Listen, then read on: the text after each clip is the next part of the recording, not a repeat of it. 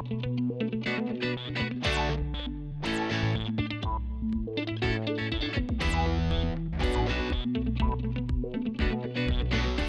my name is Tito, Professor Certified Master Technician, and today we will be replacing the controller on this Pitco fryer.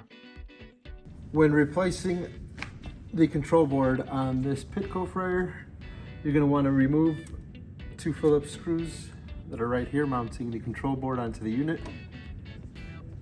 And then this control board should just fold down, and it's on a bit of a hinge here. Sometimes you may have to wiggle this around because grease can cause an extra seal.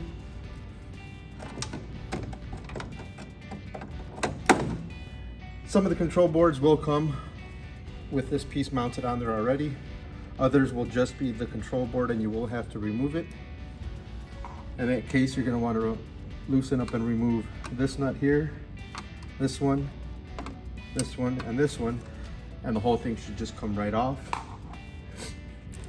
Before removing it, of course, you want to disconnect this Molex connector, pinching the two tabs on the left and right side.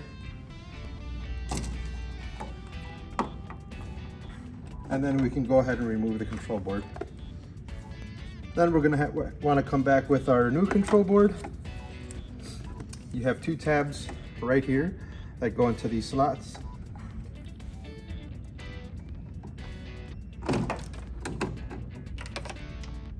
You can put those on and then rest them right against the flange here.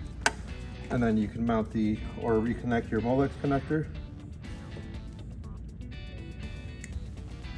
You should be able to hear it snap in.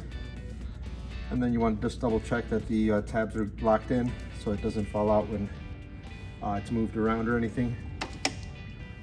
Grab this wire here, just tuck it away somewhere that it won't be pinched. Then we're going to want to close it up and remount the Phillips screws on there.